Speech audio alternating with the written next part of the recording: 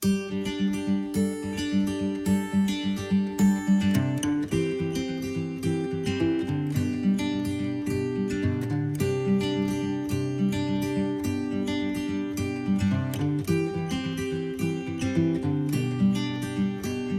Hello welcome to Harika's home cooking. ఈరోజు మనం చూడబోయే రెసిపీ ఏంటంటే డాబా స్టైల్ చికెన్ కర్రీ. సో ఈ డాబా స్టైల్ చికెన్ కర్రీ ఇప్పుడు నేను ఎలా చేయాలనేది ఈజీగా చూపిస్తాను. మరియు ఇది చపాతీతో కానీ, రైస్తో కానీ, రోటీస్తో కానీ, ఇంతో కానీ చాలా బాగుంటుంది. సో మీరు కూడా తప్పకుండా ఒకసారి ట్రై చేసి మీకు ఎలా వచ్చిందనేది నాకు తప్పకుండా తెలియవచ్చండి. సో మీరు కనుక నా ఛానల్ ఫస్ట్ టైం చూసినట్లయితే don't forget to subscribe my channel and also hit the notification bell.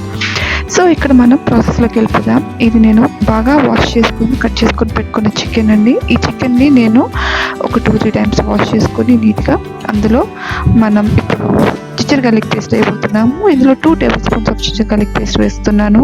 తర్వాత ఆ కర్రీకి సరిపడంత ఉప్పు వేసుకుందాం. ఒకవేళ ఉప్పు సరిపోకపోతే మనం తర్వాత కూడా వేసేసుకోవచ్చు. So not a big issue. తర్వాత మనం కారం వేసుకుందాం. తర్వాత పసుపు,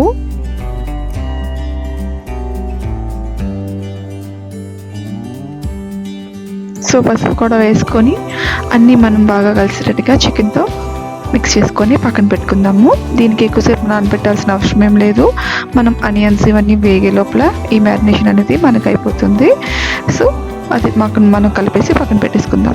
ఇప్పుడు మనం ఒక సాస్ ప్యాన్ తీసుకొని అందులో నేను 1 టేబుల్ స్పూన్ ఆఫ్ జీలకర్ర, 1 టేబుల్ స్పూన్ ఆఫ్ స్నాఫ్, అదే మనం సోంప్ అంటాం కదా అది సోంప్. తర్వాత నేను వేసుకుంటున్నాను కస్కస్ అంటాం కదా అది కూడా 1 టేబుల్ స్పూన్. తర్వాత కొరియాండర్ సీడ్స్ కూడా 1 టేబుల్ స్పూన్ వేసుకొని అన్ని బాగా కలిసేటట్టుగా మిక్స్ చేసుకుని ఫ్రై చేసుకుందాము. ఫ్రై చేసి గోల్డెన్ కలర్ వచ్చినంత వరకు పక్కన పెట్టుకుందాం. చల్లార్చిన తర్వాత మిక్సీ పట్టుకొని పక్కన పెట్టుకోండి ఫైన్ పౌడర్గా. తర్వాత నేను ఇంకొక పెద్ద ప్యాన్ తీసుకుంటున్నాను. ఇందులో 4 టేబుల్ స్పూన్స్ ఆఫ్ ఆయిల్ వేసుకొని మనం మ్యారినేట్ చేసుకుని పెట్టుకున్నాం కదా ఆ చికెన్ వేసుకొని ఒక హై ఫ్లేమ్లో ఒక 2 to 3 minutes వేపుకుందామండి.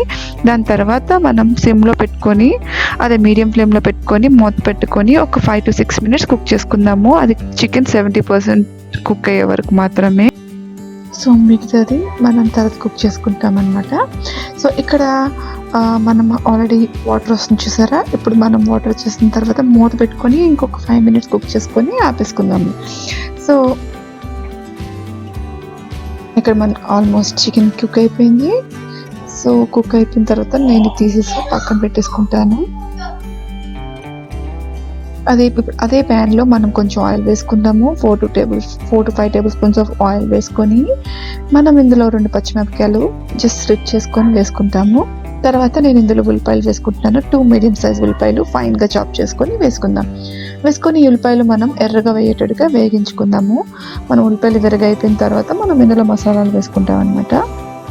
సో చూసారా నా గోల్డెన్ కలర్ వచ్చేసింది ఆనియన్స్. ఇందులో ఇప్పుడు నేను 1.5 టేబుల్ స్పూన్స్ ఆఫ్ పప్రికా పౌడర్ వేసుకుంటున్నాను. తర్వాత మనం ఇందాక మిక్సీ పట్టుకున్నాము కదా ఆ పౌడర్ వేసుకుంటున్నాము. తర్వాత కొంచెం నాకు ఉప్పు పడుతుంది అనిపించింది, సో నేను సాల్ట్ వేసుకుంటున్నాను అనమాట. సో మీకు కనుక సాల్ట్ కరెక్ట్గా వేసారనుకుంటే మీరు తర్వాత టేస్ట్ చేసుకొని వేసుకోవచ్చు. సో ఇవన్నీ మనం ఫ్రై చేసేటప్పుడు ఈ మసాలా అంతా మాడిపోకుండా ఉండడానికి, ఓవర్ బర్న్ అయిపోకుండా ఉండడానికి మనం కొంచెం ఒక 2 to 3 tablespoons of water వేసుకుంటున్నాము. ఇలా వేయడం వల్ల మనకి మసాలా అనేది కాలకుండా మాడిపోకుండా ఉంటుందన్నమాట. వేసేసి ఈ మసాలా అంతా బాగా కలిసేటట్టుగా ఆనియన్స్లో వేపుకోండి పచ్చి వాసన పోయినంత వరకు. తర్వాత నేను 2 medium size tomatoes fine chop చేసుకొని అది మిక్సీ పట్టుకొని ఫైన్ పేస్ట్ చేసుకున్నాను. అది కూడా ఇందులో వేసేసుకొని ఈ ఆనియన్స్లో అంతా మిక్స్ అయ్యేటట్టుగా బాగా కలుపుకొని ఇందులో పచ్చి వాసన పోయినంత వరకు మీరు వేపుకుందాం. ఈ మసాలాలు తర్వాత టమాటో అదంతా బాగా కలిసేటట్టుగా వేపుకొని ఆయిల్ తేలే వరకు వేపుకుందాం. తర్వాత ఇప్పుడు మనం కుక్ చేసి పెట్టుకున్నాం కదా పక్కన ఆ చికెన్ వేసేసుకొని బాగా కలుపుకొని మనం ఆల్రెడీ చికెన్ 70% కుక్ చేసేసాం కాబట్టి ఇప్పుడు మనం ఓవర్ కుక్ చేయకుండా ఉందాము. సో ఇందులో నేను వాటర్ కొద్దిగా వేసుకొని మూత పెట్టుకొని ఒక 5 to 6 minutes కుక్ చేసుకుంటున్నాను.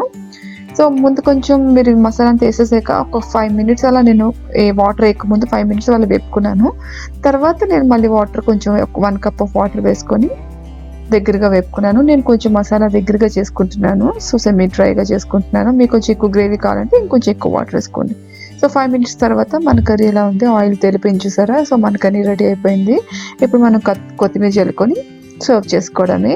మీకు నచ్చిన డిష్తో కాంబో కింద మీరు సర్వ్ చేసుకోండి, రైస్తో కానీ చపాతీతో కానీ. సో ఇది చాలా ఈజీగా ఫాస్ట్గా అయిపోయింది చూసారా. బట్ టేస్ట్ మాత్రం చాలా డిఫరెంట్గా ఉంటుందండి. డెఫినెట్గా ట్రై చేయండి. మీకు కన్నా రెసిపీ నచ్చినట్టుగా అయితే please like, share and subscribe. And also comment చేయడం మాత్రం మర్చిపోకండి. మీరు ట్రై చేస్తే ఎలా వచ్చిందనేది కూడా నాకు కమెంట్ చేసి చెప్పండి. మరియు మీరు కానీ నాకు ఛానల్ ఫస్ట్ టైం చూసినట్టుగైతే please subscribe my channel Harika's home cooking. ఇంకా మంచి మంచి రెసిపీస్తో మీ ముందుకు వస్తాను నేను. So thanks for watching and hope you see in my next recipe.